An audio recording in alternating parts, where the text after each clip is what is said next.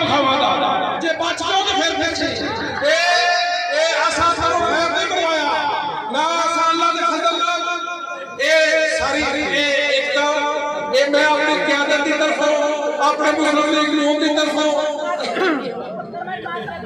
मैं माजरा करना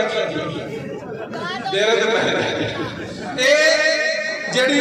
ख्यालात का इजहार मैं अपनी पार्टी और लीडरान की तरफों नहीं सिर्फ मेरी जाती राय है। मैं आज अपने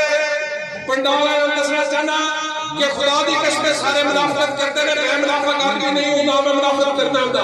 मनु कत्तन कोई दुख नहीं है जेड़ा इमरान खान खान लगा है जेड़ा मुअज्जम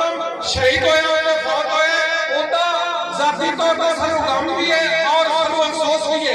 और कत्तन इमरान खान खैर लगन दा मनु कत्तन कोई अफसोस नहीं। मैं तो उस बंदे दा जिन्हें खैर मारे और कल वकील भी करता है और इंशाअल्लाह ताला उसकी मुलाकात भी करनी है। अल्लाह ताला जेड़ा घड़ी चोर अदालत ने मुकर्रर किया है कहता है कि मनु खैर मियां मोहम्मद शहबाज शरीफ और मरवाया है अल्लाह के फजल तू वाजबल कतल है जदों ना हुक्म दिता मैं तेरे खैर मार के विखावांगा जे बच जाओ तो फिर दसी असां तेनों खैर नहीं मरवाया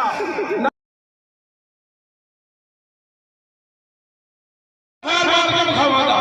जे बच जाओ तो फिर सी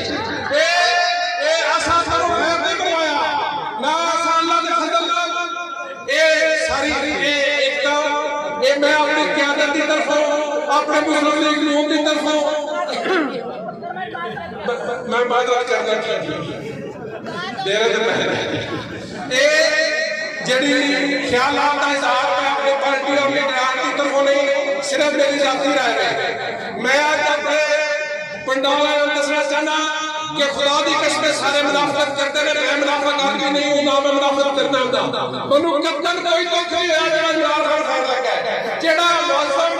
शहीद होया है फौत होया ओदा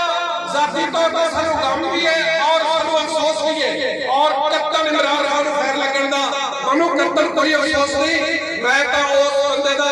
जिन्हें खैर मारे और कल वकील भी करता है और इंशाअल्लाह ताला उसकी मुलाकात भी करनी है। अल्लाह ताला